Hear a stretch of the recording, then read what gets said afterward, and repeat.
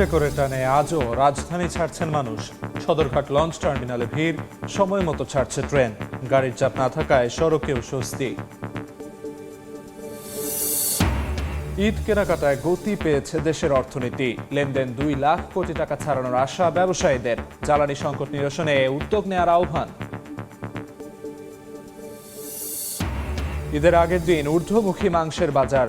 সেমাইয়ের দামে স্বস্তি মিললেও বেড়েছে কিশমিশ, বাদাম সহ আনুষঙ্গিক পণ্যের দাম।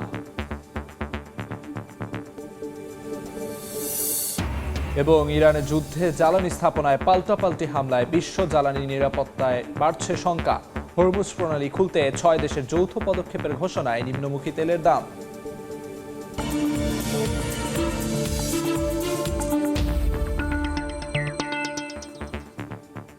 দেখছিলেন শিরোনাম। আমন্ত্রণ জানাচ্ছি দেশ ও দেশের বাইরের অর্থ বাণিজ্যের নানা খবর নিয়ে আমাদের নিয়মিত আয়োজন এ সময়ের বাণিজ্যে।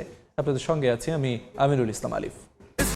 ঈদ উদযাপনের শেষ মুহূর্তে বাড়ির পথে ছুটছেন নগরবাসী। সকাল থেকে যাত্রী চাপ রয়েছে নৌপথে। ঈদযাত্রার শেষ মুহূর্তেও সদরঘাট থেকে যাত্রী পূর্ণ করেই ছাড়ছে প্রতিটি লঞ্চ। তবে ভিন্ন চিত্র কমলাপুর রেল স্টেশনে। গত 2 দিনের মতো উপচে পড়া ভিড় নেই ট্রেনে। নির্ধারিত সময়েই ছেড়ে যাচ্ছে গন্তব্যে। সড়ক পথেও নেই গাড়ির বাড়তি চাপ। বাস কাউন্টারে এসে ভোগান্তি ছাড়াই বাসের টিকিট কেটে বাড়ির পথে রওনা হচ্ছেন ঘরমুখো মানুষ।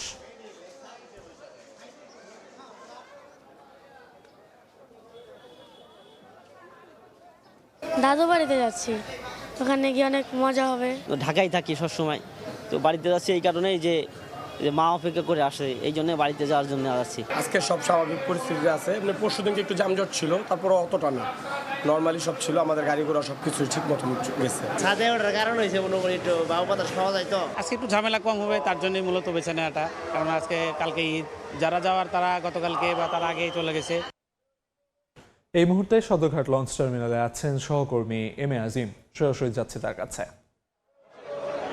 ঈদযাত্রার শেষ দিনেও কিন্তু দক্ষিণাঞ্চলগামী যে যাত্রীরা, তাদের যে ভিড়, সেটি কিন্তু আমরা লক্ষ্য করছি। সদরঘাটে কিন্তু সকাল থেকেই আমরা দেখেছি যে অসংখ্য মানুষের ঢল নেমেছে এবং বিভিন্ন লঞ্চে তারা উঠছেন এবং বিভিন্ন রুটে লঞ্চগুলো ছেড়ে যাচ্ছে। একের পর এক কিন্তু লঞ্চ ছাড়তে আমরা দেখছি। এর আগে যেমন একটি নির্ধারিত সময় ছিল, সেই সময়টি কিন্তু এখন নির্ধারণ করা হচ্ছে না। যেমন এই যে আমরা যে লঞ্চটিতে এখন দাঁড়িয়ে রয়েছি, এটি হচ্ছে পটুয়াখালীর বগাগামী একটি লঞ্চ। এই লঞ্চগুলো কিন্তু বিকেল 4টায় ছাড়ার কথা। তবে এখন কিন্তু বলা চলে যে সকাল 11টার মধ্যেই কিন্তু পুরো লঞ্চে কিন্তু যাত্রীতে একদম ভরে গিয়েছে। উপচে পড়া ভিড়ও বলা যেতে পারে। যে যেখানে পেরেছেন সে কিন্তু সেখানে জায়গা করে নিয়েছেন। এবং আমরা লঞ্চ মালিকদের সাথে কথা বলেছি, তারা যেটি বলছেন যে তাদের যে কেবিন, সেগুলো ইতিমধ্যে অনেকটাই বুকিং হয়ে গিয়েছে এবং ডেকে যাত্রী ধারণ ক্ষমতা যা তাদের নির্ধারিত ছিল তা বলতে গেলে সম্পূর্ণটাই ভরে গিয়েছে। এবং অনেক লঞ্চে কিন্তু আমরা দেখছি যে আজও কিন্তু তারা ছাদে অবস্থান করছেন এবং লঞ্চের সামনে যে অংশটুকু থাকে সেই জায়গাটিতেও তারা বসে যাওয়ার যে চেষ্টা, সেই চেষ্টাটি তারা করছেন। এবং এই যে ঈদে স্বজনদের কাছে ফেরার যে চেষ্টা, সেটি কিন্তু তারা সব কিছু উপেক্ষা করেও তারা করছেন। কারণ হচ্ছে যে স্বজনদের সাথে ঈদের আনন্দ ভাগাভাগি করাই হচ্ছে ঈদের মূল আনন্দ, সেটি কিন্তু সবাই বলছেন। এই ছিল আমার কাছে সদরঘাট থেকে ঈদযাত্রার সবশেষ। সদরঘাট থেকে ঈদযাত্রার সবশেষ খবরাখবর জানাচ্ছিলেন সহকর্মী এম এ আজিম। নিত্যপণ্যের বাজার থেকে বিপণী বিতান, ঈদ কেনাকাটা সরগরম সর্বত্র। উৎসবের আমেজে গতি পেয়েছে দেশের অর্থনীতিও। বাংলাদেশ দোকান মালিক সমিতি বলছে, বছর উৎসবের অর্থনীতির আকার ছড়াতে পারে 2 লাখ কোটি টাকা। মধ্যপ্রাচ্যে সংঘাত না বাঁধলে পরিস্থিতি আরও ভালো হতো বলে মনে করছেন বাজার বিশ্লেষকরা। সাইফুল ইসলামের রিপোর্ট। কাপড়ের গুণমান, সেলাই কিংবা রং সব খুঁটিয়ে দেখে চলছে পোশাক বাছাই। ঈদ উৎসবকে রাঙাতে জুতা থেকে অলংকারের দোকান, সর্বত্র কেনাকাটার আমেজ। ঈদ খুশি, ঈদ আনন্দ, এই যে উপলক্ষে কিনা হয়। আমরা বিক্রি করব ভালোভাবে, সবাইকে আমরা হাসি খুশিভাবে বিদায় দিতে পারবো। ক্রেতা সমাগমে বাড়তি বিক্রিতে গতি এসেছে দেশের অর্থনীতিতেও। স্বস্তি ফিরেছে ব্যবসায়ীদের মধ্যে। আলহামদুলিল্লাহ এবার গতবারের চেয়ে ভালো হয়েছে। নির্বাচনের পরে থেকে যে বেচানা ভালো হয়েছে, মার্শাল্লাহ, এবার ঈদও ভালো বেচানা হয়েছে আমাদের। বাংলাদেশ দোকান মালিক ব্যবসায়ী সমিতি বলছে, পোশাক থেকে শুরু করে খাদ্যপণ্য এবছর ঈদ উল ফিতর কেন্দ্রিক কেনাকাটায় লেনদেনের পরিমাণ ছাড়াতে পারে 2 লাখ কোটি টাকা। এবার বেচা বিক্রিটা আমরা আশা করতেছি 2 লক্ষ কোটি টাকা পর্যন্ত আমরা অ্যাচিভ করতে পারবো, যেটা বিগত সময়ে আমরা 7 বছরও পারিনি। অর্থনীতির এই গতি ধরে রাখতে জ্বালানি সংকট নিরসনে উদ্যোগ নেওয়ার আহ্বান ব্যবসায়ীদের। চাঁদাবাজি বন্ধ করে ব্যবসায়ী বান্ধব পরিবেশ তৈরিতে সরকারকে নজর দেওয়ার তাগিদ দিচ্ছেন অর্থনীতিবিদরা। প্রশাসন তাদের বিভিন্ন দায়িত্বগুলোকে তারা পালন করার চেষ্টা করছে, কিন্তু এটা আরো ভালোভাবে পালন করতে হবে। যানজটটাকে নিরসন করতে হবে। যুদ্ধকে কেন্দ্র করে যে পাওয়ার সেক্টরে যে অস্থিরতা, এইটাকে সামনে নিয়ন্ত্রণ করতে হবে। আসলে আরো হয়তো উৎসব দেখতে পেতাম আমরা যদি এই মধ্যপ্রাচ্যের যুদ্ধটা না হতো, তাহলে সেই ক্ষেত্রে রেমিটেন্সটা আসতো এবং তখন কিন্তু কেনা বেচা আরো বেশি হতো। ব্যবসায়ীরাও কিন্তু কোনো রকমের কিন্তু সেরকম অভিযোগ করছেন না যে কোথাও কোনো সমস্যা হচ্ছে। বাংলাদেশ দোকান মালিক ব্যবসায়ী সমিতির তথ্য মতে 2025 সালে ঈদ উল ফিতর কেন্দ্রিক বেচা কেনা হয় 1,40,000 কোটি টাকা। সাইফুল ইসলাম, সময় সংবাদ, ঢাকা। ইরানি ক্ষেপণাস্ত্রের আঘাতে সৌদি আরবের আল খারাজ এলাকায় নিহত মোশাররফ হোসেনের মরদেহ দেশে পৌঁছেছে। হযরত শাহজালাল আন্তর্জাতিক বিমানবন্দরে তার মরদেহ গ্রহণ করবেন প্রবাসী কল্যাণ ও বৈদেশিক কর্মসংস্থান মন্ত্রী আরিফুল হক চৌধুরী। নিহত মোশাররফের বাড়ি টাঙ্গাইলের সখীপুরের কীর্তনখোলা গ্রামে। তার বাবার নাম সুরজ আলী। গত 8 মার্চ সৌদি আরবে একটি আবাসিক ভবনে ক্ষেপণাস্ত্র হামলায় মোশাররফ নিহত হন। পরিবার সূত্রে জানা গেছে, প্রায় 8 বছর আগে জীবিকার সন্ধানে সৌদি আরব যান মোশাররফ হোসেন। দুটি অবুঝ সন্তান আছে, একেবারে অসহায় ফ্যামিলি বলা চলে। তার ঋণ পাতি সুদ হয় নাই। এই লাশটা নেওয়ার মতো যে পরিবারের যে এই ফ্রিজের যে গাড়িটা লাগবে, সেই টাকাটা দেওয়ার মতো পরিবারই নাই। সরকারের কাছে আবেদন করব যাতে সরকার এই পরিবারটি পাশে দাঁড়ায়। স্থানীয়ভাবে যারা আছে, চেয়ারম্যান, ডিসি মহোদয়, টিএনও মহোদয়, স্থানীয় প্রশাসন যারা, তারাও যেন পাশে দাঁড়ায়। আগের দিনও জমজমাট ফুটপাত, বিপণী বিতান, যদিও বেশিরভাগ ক্রেতাই স্থানীয়। শেষ মুহূর্তে ভালো ব্যবসার আশায় মধ্যরাত পর্যন্ত দোকান খোলা রাখবেন বিক্রেতারা। বিস্তারিত জানাতে রাজধানীর নিউ মার্কেট এলাকা থেকে যুক্ত হচ্ছেন সহকর্মী MS আরফিন। সরাসরি যাচ্ছি তার কাছে। দেখুন, পবিত্র ঈদ উল ফিতরের আর মাত্র একদিন বাকি, কিন্তু এই একদিন আগেও রাজধানীর শপিং মল থেকে বিপণী বিতান এবং ফুটপাতগুলোতে কিন্তু উপচে পড়া ভিড় আমরা দেখছি ঈদ কেনাকাটাকে ঘিরে। আমরা যেমনটি দেখতে পাচ্ছি যে বিশেষ করে শেষ সময়ে এসে মানুষজন যারা রয়েছেন তারা বিশেষ করে প্রসাধনী পণ্যের দিকেই কিন্তু বেশি মনোযোগ দিচ্ছেন এই শেষ সময়ে এসে, কারণ বেশিরভাগ ক্রেতাই যেমনটি জানিয়েছেন যে ঈদের একদিন বাকি থাকায় তারা তাদের প্রয়োজনীয় জামা কাপড় থেকে শুরু করে পরিবারের সকলের জন্য যে সকল প্রয়োজনীয় জিনিসপত্র রয়েছে সেগুলো তারা কিনেই ফেলেছেন। এই মুহূর্তে এসে আসলে টুকটাক যেসব জিনিস বাকি থাকে সেই জিনিসগুলোর দিকেই তারা নিতে এসেছেন শেষ দিনে। আমাদেরকে বিক্রেতারা যেমনটি জানিয়েছেন যে তারা সারা মাস আসলে ক্রেতাদের সেবা দেবার পরে নিজেরা কেনার সময় আসলে পান না। আজকেই আসলে শেষ দিন। তারা দোকানের কেনা বেচা শেষ করে আজকেই কিন্তু তারা তাদের নিজেদের জন্য প্রয়োজনীয় জিনিসপত্র কেনাকাটা করবেন। আমি যেমনটি দেখাতে পাচ্ছি এই মুহূর্তে যে কেউ কেউ রয়েছেন যারা প্রিয়জনের জন্য শেষ সময়ের গিফট করবার মতো যে প্রোডাক্টগুলো রয়েছে সেগুলোই কিন্তু তারা এখন কিনছেন। তারা খুঁটিয়ে দেখছেন, পছন্দ করছেন এবং শেষ সময় কিছুটা দামাদামির সুযোগও রয়েছে, কারণ বিক্রেতারা বলছেন যে শেষ সময়ে এসে তারা তাদের ঈদের জন্য যে ধরনের কালেকশন রয়েছে সেই কালেকশনগুলোই কিন্তু তারা কিছুটা শেষের দিকে সেগুলো কিন্তু তারা কমতির দামের দিকেই দিতে পারছেন বলে তারা আমাদেরকে জানিয়েছেন। এবং আরেকটি বিষয় বলে রাখতে চাই যে কিছুক্ষণ আগেই কিন্তু মেঘাচ্ছন্ন যে আকাশ আমরা দেখছি তার মধ্য দিয়ে কিন্তু কিছুটা কেনাকাটায় বিঘ্ন ঘটছে ঠিকই, কিন্তু বিক্রেতারা বলছেন যে আজকে মধ্যরাত পর্যন্ত তারা বেচা বিক্রি সচল রাখবেন, কারণ শেষ সময়ের দিকে কিছুটা বাড়তি চাপ তারা দেখবেন বলেই বলছেন আমাদেরকে। তো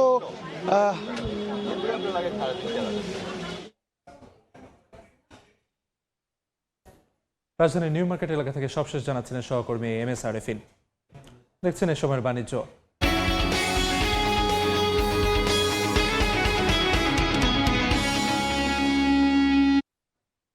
ঈদের বাকি মাত্র একদিন, বাজারে বেড়েছে ক্রেতার আনাগোনা। দাম বেড়েছে গরুর মাংস, মুরগি সহ বিভিন্ন পণ্যের। বিস্তারিত জানাতে এই মুহূর্তে রাজধানীর কারওয়ান বাজারে আছেন সহকর্মী সাইফুল ইসলাম। যাচ্ছে তার কাছে।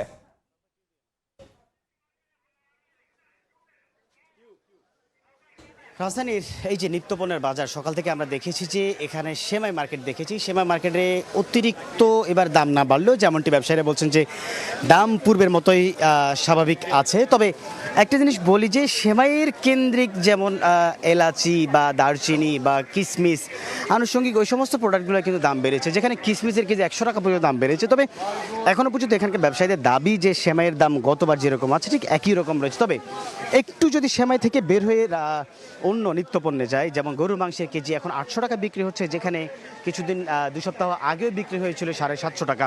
অন্য দিক থেকে যদি মুরগির কথা বলে 220 টাকা কেজি ব্রয়লার মুরগি, যেটিও কিন্তু আসলে অতিরিক্ত দাম বলছেন এখানকার ক্রেতারা। এর পাশাপাশি হচ্ছে যে খাসির কেজি 100 টাকা পর্যন্ত বেড়েছে। আসলে মাছের দামও আমরা দেখেছি যে প্রায় অ্যাভারেজে কেজি প্রতি প্রায় 50 টাকার মতো বেশি। তবে এই ক্ষেত্রে বলা যায় গরু এবং মাছ বাজারে কিন্তু আসলে একটু ক্রেতার আনাগোনা কম। এর পাশাপাশি আমরা যদি একটু সবজির বাজার দিকে যাই, বিশেষ করে ঈদকে কেন্দ্র করে সালাদের আইটেমের বেশি প্রয়োজন থাকে, সেই সালাদের আইটেমগুলিরও কিন্তু দেখেছি কিছুটা দাম বেড়ে। শসা কেজিতে প্রায় 10 টাকা দাম বেড়েছে। এর পাশাপাশি যদি একটু বলি টমেটো বা হচ্ছে অন্যান্য যে লেবু আছে সেগুলোর দাম কিন্তু কিছুটা বেড়েছে। তবে এক্ষেত্রে বলি এই যে এইবার ঈদ কেন্দ্রিক যে সেমাইয়ের দামটি ক্রেতার নাগালে রয়েছে, সেক্ষেত্রে ক্রেতারা কিন্তু আসলে বলছেন যে এটি কিন্তু একটি রহমত স্বরূপ। কারণ আমরা দেখতে পেয়েছি যে বাজারে এই যে লাচ্ছা সেমাই এখনও কিন্তু 200 টাকা প্যাকেট, 200 গ্রামের প্যাকেট কিন্তু বিক্রি হচ্ছে 50 টাকা করে। সব কিছু মিলে বলা যায় যে সেমাইয়ের বাজার নিয়ন্ত্রণ থাকলেও সেমাই কেন্দ্রিক আনুষঙ্গিক যে সমস্ত প্রোডাক্টগুলো মানুষের প্রয়োজন সেগুলো কিন্তু দাম বেড়েছে। এটি কিন্তু আসলে নিয়ন্ত্রণে সরকার হস্তক্ষেপ চায় ক্রেতারা। এই ছিল আমার কাছ থেকে রাজধানীর কারণ বাজারের নিত্যপণ্যের বাজারের সর্বশেষ খবর। সহকর্মী সাইফুল ইসলাম জানাচ্ছিলেন নিত্যপণ্যের সবশেষ খবরাখবর।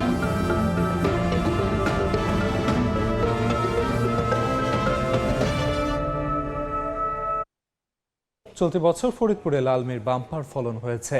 চাহিদা ও গুণগত মান ভালো হওয়ায় প্রায় 25 কোটি টাকা বিক্রির আশা করছে কৃষি বিভাগ। তবে রমজানের পুরো সময়টা না পাওয়ায় দাম কমে লোকসানের কথা জানান চাষিরা। ঋণ পরিশোধের সংখ্যাও রয়েছে তাদের। শিকদার সজলে পাঠানো তথ্য ও ছবি নিয়ে রিপোর্ট। মাঠের পর মাঠ জুড়ে লালমি চাষ দেখতে বাঙির মতো হলেও স্বাদ ও পুষ্টিতে অতুলনীয়। রমজান মাসকে কেন্দ্র করে ফরিদপুরে ব্যাপকভাবে চাষ করা হয় লালমি।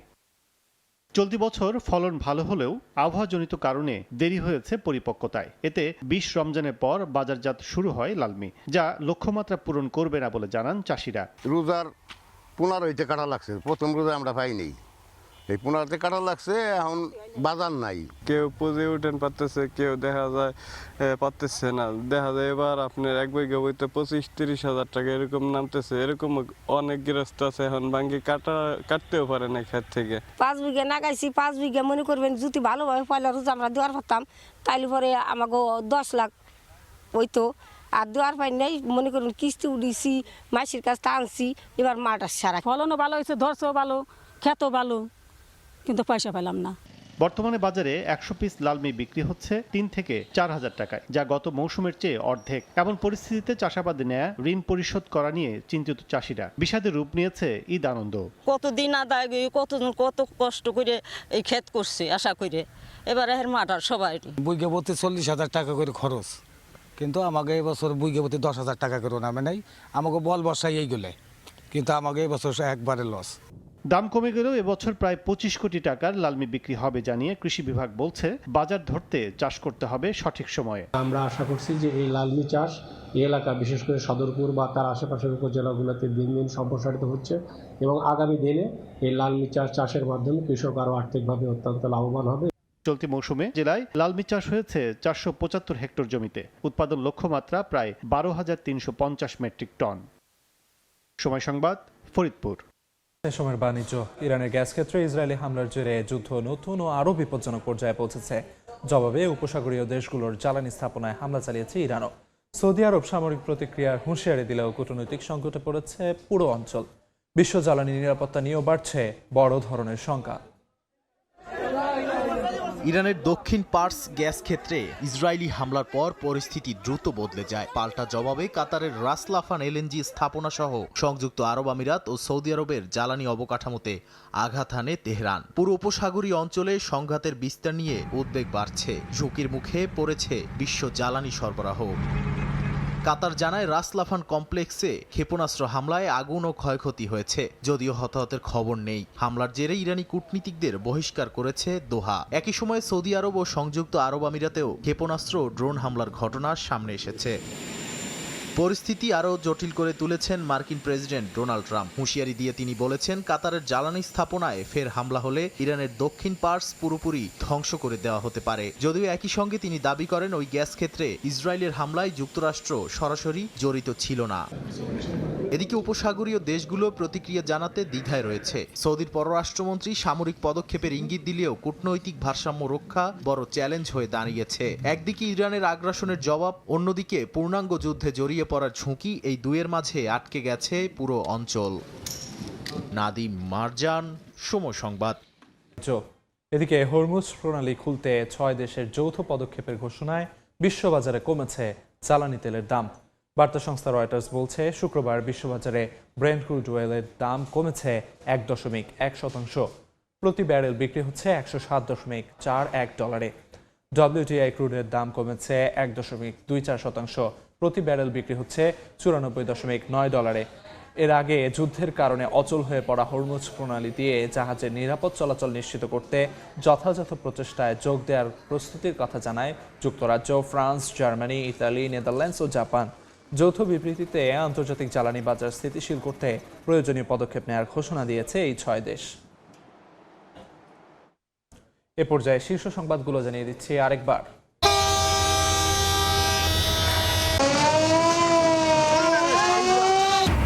শেকড়ের টানে আজও রাজধানী ছাড়ছেন মানুষ। সদরঘাট লঞ্চ টার্মিনালে ভিড়, সময় মতো ছাড়ছে ট্রেন। গাড়ির চাপ না থাকায় সড়কেও স্বস্তি। ঈদ কেনাকাটায় গতি পেয়েছে দেশের অর্থনীতি। লেনদেন 2 লাখ কোটি টাকা ছাড়ানোর আশা ব্যবসায়ীদের। জ্বালানি সংকট নিরসনে উদ্যোগ নেওয়ার আহ্বান।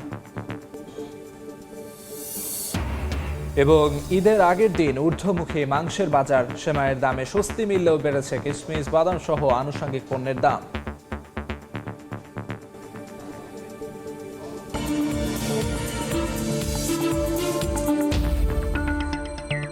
এই ছিল সময়ের বাণিজ্যে। এরপর আসছে দুপুর 12টার সময় সংবাদ নিয়ে। সঙ্গে থাকুন সময়ের।